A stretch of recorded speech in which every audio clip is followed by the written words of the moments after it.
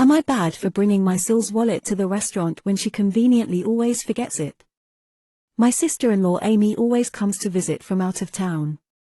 She stays with us instead of in a hotel, and always wants to go to expensive restaurants. She always conveniently forgets her wallet, or domes up with some excuses as to why she can't pay her share. She has implied that since I make much more money than her, I should be the one to pay. No, not my husband should pay, but me specifically. I do make a fair amount of money, but not so much that I can treat someone every time they come into town. Nonetheless, in the past, I have just paid the bill and asked her to pay me back. She never has. She had made a reservation at an extremely expensive restaurant last night, and before we left, I made it clear that I wouldn't be paying her bill. This is where I might be the asshole, and I'll admit I got this move straight from an episode of 2.5 Men. As we were leaving, she and my husband went to the car. I pretended I forgot something and went back inside. I found her wallet sitting right on top of her suitcase. I put it in my purse and we went to the restaurant. When we were done eating, I asked for separate bills.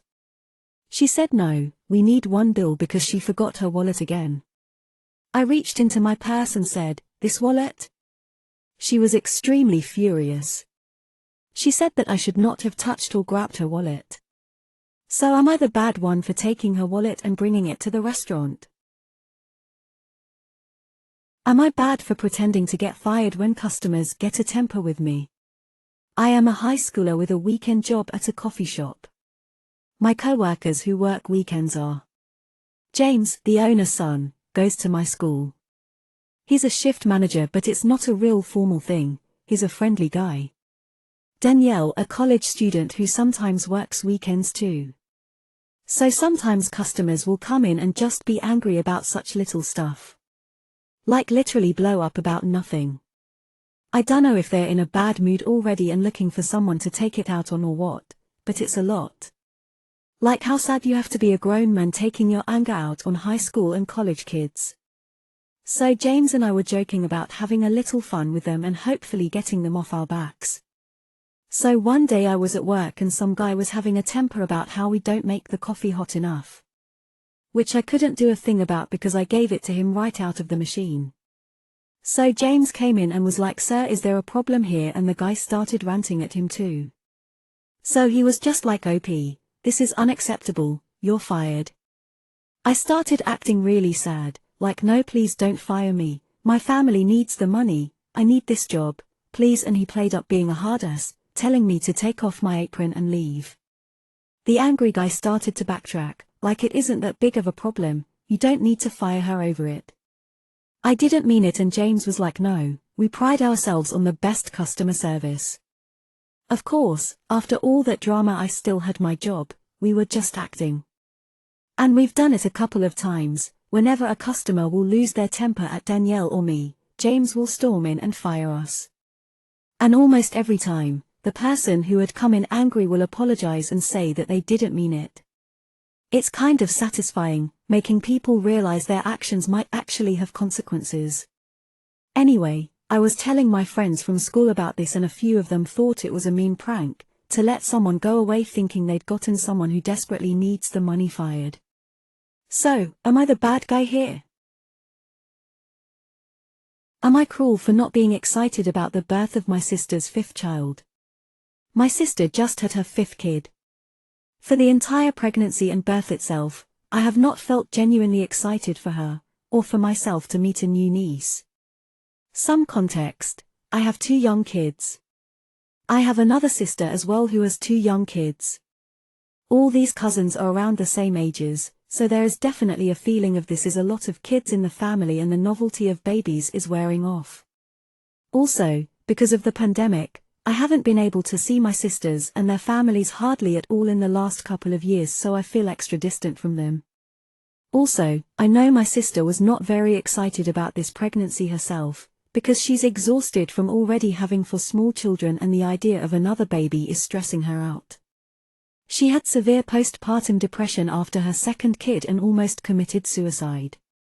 It has taken her a few years to recover with therapy and meds.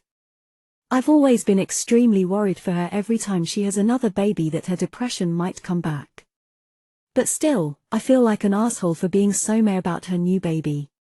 Am I the bad guy here? Am I the bad guy for telling my wife to keep the doors locked on my daughter's door?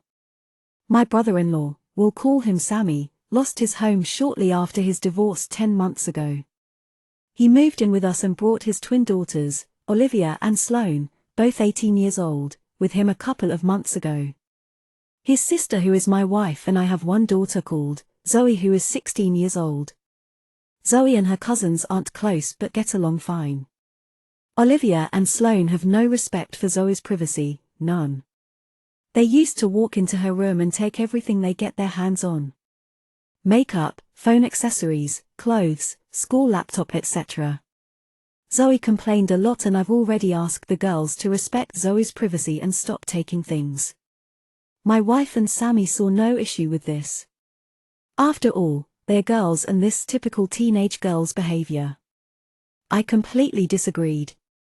The last straw was when Zoe bought a $60 MAC makeup kit that looks like a paint set that she saved up for over a month, and one of the girls, Sloane, took it without permission and ruined it by mixing shades together using it.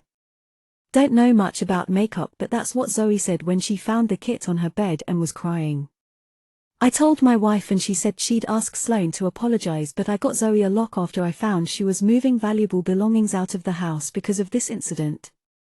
Sammy and his daughters saw the lock and weren't happy. The girls were extremely upset. Sammy asked about it and I straight up told him. He said, "My daughters aren't thieves. It's normal that girls of the same age borrow each other's stuff." He said Zoe could easily get another makeup kit for $15 from Walmart and shouldn't even be buying expensive adult makeup in the first place, and suggested my wife take care of this defect in Zoe's personality, trying to appear older than she is. He accused me of being overprotective and babying Zoe with this level of enablement. I told him this between me and my wife, but she shamed me for putting a lock on Zoe's door for her cousins to see and preventing them from spending time with her, saying I was supposed to treat them like daughters, then demanded I remove it, but I said this lock does not get removed until her brother and his daughters are out of our house. My wife got mad that I was implying we kick them out, and said her family hate me for this. So I reminded her that I let Sammy and his family move in, which is something her own family refused to do, so she should start with shaming and blaming them for not taking their own son and nieces and granddaughters in. If it wasn't for her family's unwillingness to help, we wouldn't be dealing with this much disturbance at home. Everyone's been giving me and Zoe silent treatment, and my wife is very much upset over this. Am I the bad guy here?